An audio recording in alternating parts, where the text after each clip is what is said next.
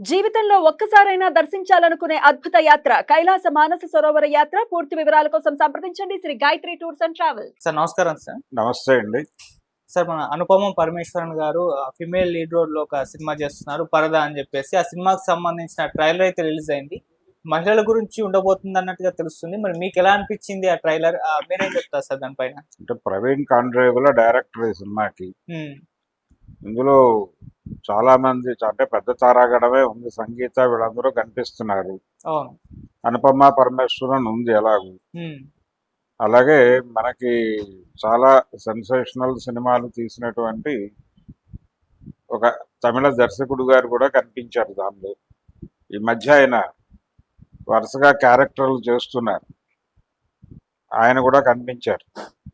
ఏది మన ఏం మాయ చేసావే డైరెక్టర్ గారు ఉన్నారు కదా, గౌతమ్ మీనన్, వారు కూడా ఉన్నారు ఆ సినిమాలో. ఓకే. సో కొంచెం పెద్ద స్పాన్ లోనే తీశారు సినిమా. కంటెంట్ ఓరియంటెడ్ సినిమా అని చెప్తున్నారు డైరెక్టర్ గారు. అంటే పరదా అనే టైటిల్లోనే ఒక కథ ఉంది. పరదా కింద దాచిపెట్టేయటం, పరదాలు వేయటం, బురఖాలు వేయటం ఇది అవసరమా అని. ఆ మధ్య ఒక కవయిత్రి బయట తగలబెట్టేస్తాను అని ఒక కవిత రాస్తే చాలా పెద్ద కాంట్రవర్సీ అయింది. అయితే ఇది ఎక్స్ప్రెషన్ ఆఫ్ ఫ్రీడమ్కి సంబంధించిన వ్యవహారంగా చాలామంది రకరకాల పద్ధతుల్లో దీన్ని వ్యాఖ్యానం చేశారు. ఈ పరదాలు లేకపోతే బురఖాలు ఈ పద్ధతిని. అంటే ఆడపిల్ల నవ్వు పెదవి దాటకూడదు, కాలు గడప దాటకూడదు అని ఓ సినిమాలో జంజాల్ గారు డైలాగ్ రాశాడు.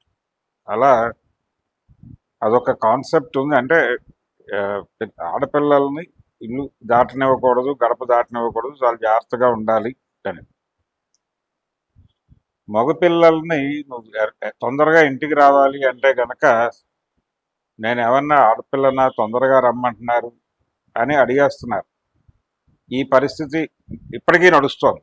ఇది ఎక్కడో ఏదో విలేజ్లో మారుమూల పల్లెటూరులో ఉన్న ఒక సాంప్రదాయం అని మాట్లాడుతున్నారు, కానీ అది మారుమూల సాంప్రదాయం కాదు. కాస్మోపాలిటన్నో ఇంకో పాలిటన్నో అనుకుంటున్నటువంటి హైదరాబాద్లో కూడా చాలామంది కుర్రాళ్ళు ఏంటి తొందరగా రమ్మంటావు, నేను ఏమన్నా ఆడపిల్లని అనుకున్నావా అనే మాట అనేస్తున్నారు. అంటే ఆడపిల్లలు తొందరగా రావాలని వీడు కూడా ఫిక్స్ అయినట్టే. ఇలాంటి అభిప్రాయాలు మనకి ఇక్కడ ఇళ్లలో కూడా కనిపిస్తాయి. కాబట్టి భావజాలపరమైనటువంటి దారుణాలు ఇప్పటికీ ఉన్నాయి. మన అభిప్రాయాలలోనూ, మన మాటల్లోనూ, మన చేతల్లోనూ వివక్ష ఉంది. మనం చాలా ఓపెన్గానే చాలా దారుణాలు చేసుకుంటూ వెడుతున్నాం. ఇది ప్రత్యేకంగా ఒక విలేజ్లో ఉన్నటువంటి ఒక సాంప్రదాయానికి సంబంధించి, అక్కడ ఆడపిల్లల్ని రిస్ట్రిక్ట్ చేయటానికి సంబంధించి ఒక నమ్మకంగా అది ఒక పరదా వేసుకుని ఉండాలి, బురఖా వేసుకుని ఉండాలి అనే పద్ధతి ఉంటే, ఈ పద్ధతి అంటే దానికోసం ఏదో ఒక మిత్ కూడా క్రియేట్ చేస్తారు. దాని చుట్టూ ఒక భావజాలాన్ని క్రియేట్ చేస్తారు.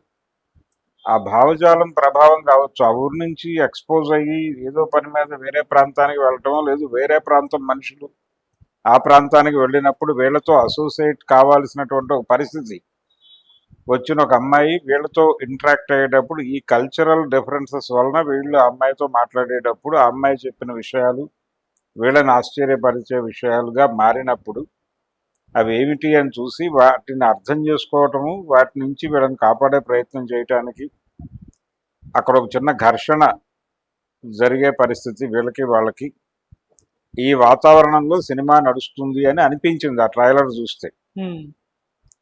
ఆ మేరకు అంటే ఇది చాలా ప్రోగ్రెసివ్ ఐడియాలజీ అనే అభిప్రాయంతో దర్శకుడు కథకుడు ఉండవచ్చు.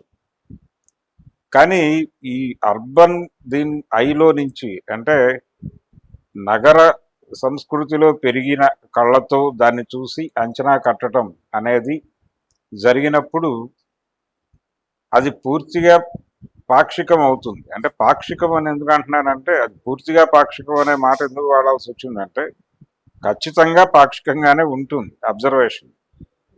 ఒక మాలపల్లి అనేటువంటి నవల రాశాడు ఉన్నవ లక్ష్మీనారాయణ గారు. ఆ మాలపల్లి మీద వచ్చిన రివ్యూస్లో అది బ్రాహ్మణ మాలపల్లి అని చెప్పి అన్నారు. అంటే ఈయన బ్రాహ్మడు, ఈయన మాలపల్లి రాశాడు, ఈయన చూసిన మాలపల్లిని రాశాడు. ఒరిజినల్గా మాలపల్లిలో బతికినోడు రాస్తే అది మాలపల్లి, ఈయన రాశాడు కాబట్టి అది బ్రాహ్మణ మాలపల్లి ఈయన దృష్టిలో నుంచి. కె విశ్వనాథ్ గారు స్వయం కృషి సినిమాలో మాదిగ పాత్రగా చూపిస్తాడు చిరంజీవి పాత్రని, విజయశాంతి ఆ క్యారెక్టర్లు అలా చూపిస్తాడు. కానీ వాళ్ళు పాడే పాటల్లో సుందరమూర్తికి చేలములు, చెలువములు ఇలాంటి పదాలన్నీ రాస్తాడు సీతారామ శాస్త్రి గారు. వాళ్ళు ఎందుకు పాడతారు ఆ పదాలు? హాయిగా జానపదాలు పాడుకుంటారు కదా ప్రపంచానికి ఇబ్బంది లేకుండా. కానీ నెలత తలుపులే అని రాస్తాడు. ఈ నెలత తలుపులే లాంటి పదాలు వాళ్ళు వాడు. అలాంటి దుర్మార్గాలు అగ్రకుల దర్శకులు, నగర దర్శకులు చాలామంది, నగర దర్శకులు రూరల్ సినిమా చేసినప్పుడు, అలాగే అగ్రకులం వాళ్ళు కింది తరగతుల వాళ్ళ జీవితాలు చెప్పడానికి సినిమాలు తీసినప్పుడు ఇలాంటి దారుణాలు జరిగిపోతాయి. మేము చాలా ప్రోగ్రెసివ్గానే చేసామని అనుకుంటారు వాళ్ళు, కానీ కాదు. వాళ్ళ జీవితం వీళ్ళకి అర్థమైన పద్ధతిలో వీళ్ళు చెప్తారు అంతే. వాళ్ళు తీసినట్టుగా ఉండదు, వాళ్ళు మాట్లాడినట్టుగా ఉండదు. మేము ఇంటర్వ్యూలు చేసి తీసామని కూడా చెప్పచ్చు ఈ సినిమా. కానీ ఎన్ని చెప్పుకున్నప్పటికీ ఇది ఒక ప్రాంతంలో అతని దృష్టికి వచ్చిన కొన్ని విషయాలని ప్రపంచానికి చెప్పే ప్రయత్నం చేస్తున్నాడు, అంతవరకే. ఇతనికి దుర్మార్గంగా అనిపించవచ్చు. ఆ కల్చర్ ఏమిటి అనేది అక్కడి నుంచి మొదలవుతుంది. మొదలైన తర్వాత వాళ్ళు ఏం మాట్లాడతారు అనేది సినిమా చూశాక వాళ్ళు ఎలా రియాక్ట్ అవుతారు అనేది చూడాలి. అందుకని అర్బన్ ఐ నుంచి ఒక గ్రామంలో ఉన్నటువంటి కొన్ని సాంప్రదాయాలని విశ్లేషించే ప్రయత్నంగా పరదా సినిమాని నేను చూస్తాను. ఆ ప్రయత్నం ఏదో చేశాడు ఆయన. సినిమా చూసిన తర్వాత ఇది పాక్షికమా లేకపోతే ఆయన సమగ్రంగా చూశాడా అనేది అప్పుడు అర్థమవుతుంది. చాలా సందర్భాల్లో మూఢనమ్మకాలను కొట్టేస్తారు, కానీ దానికి వాళ్ళకేదో రూట్స్ ఉంటాయి. ఆ రూట్స్లోకి వెళ్ళి మాట్లాడాలి. ఆ రూట్స్లోకి వెళ్లకుండా మాట్లాడటం అనేది కుదరదు. ఇది బుల్డోజ్ చేసుకుంటూ వెళ్ళిపోతాం, ఒక చదువుని చేయటం జరుగుతుంది. కమ్యూనిస్టులు భారతదేశంలో చేసిన పని కూడా అదే. చాలా ప్రాంతాలలో ప్రాంతీయ భాషలు, ప్రాంతీయ నాగరికతలు ఒక రకంగా పొల్యూట్ కావటంలో కమ్యూనిస్టుల పాత్ర గురించిన అధ్యయనం జరగాల్సి ఉంది, అది జరగలేదు సరిగా. వీళ్ళు ఈ అర్బన్ ఐతోనూ అలాగే ఈ కమ్యూనిస్టు ఐతోనూ చూసి కొన్ని జడ్జిమెంట్లు పాస్ చేస్తూ రాసినటువంటి సాహిత్యం ఇలాగే నడుస్తుంది. అందుకని దాని లోతులోకి వెళ్ళి సినిమా చూస్తే కానీ మనకు అర్థం కాదు. పరదా అనే టైటిల్ వెనకాల చాలా ప్రెజర్స్, అణిచివేతలు ఉన్నాయి. ఇది అణిచివేతకు సంబంధించిన వ్యవహారమా? ఓ డైలాగ్ కూడా ఏదో ఉంది దానిలో. అంటే ప్రెగ్నెన్సీ కావాలంటే పెళ్ళి ఎందుకు చేసుకోవాలి, వీళ్ళ ఊరెళ్ళి పరదా వేసుకుంటే సరిపోతుంది కదా. ఆ డైలాగ్ వెనకాల రకరకాల అర్థాలు ధ్వనిస్తాయి. మరి డైరెక్టర్ గారు ఏ అర్థం తీసుకుని ఆ డైలాగ్ పెట్టాడు అనేది సినిమా చూస్తే తెలియాలి. ఇలాంటి క్యూరియాసిటీ కలిగించేటువంటి అంశాలు కూడా ఉన్నాయి ఆ ట్రైలర్లో. పైగా కొంత ధైర్యంతో రిలీజ్ చేస్తున్నారు వీళ్ళు. ఒకవైపు వార్ 2, తర్వాత కూలీ, ఈ 2 సినిమాలు ఆగస్టు 14వ తారీఖున థియేటర్లలోకి వస్తున్నాయి. ఇవి రిలీజ్ అయిన 1 వీక్ కాకుండానే ఈ సినిమా రిలీజ్ పెట్టారు.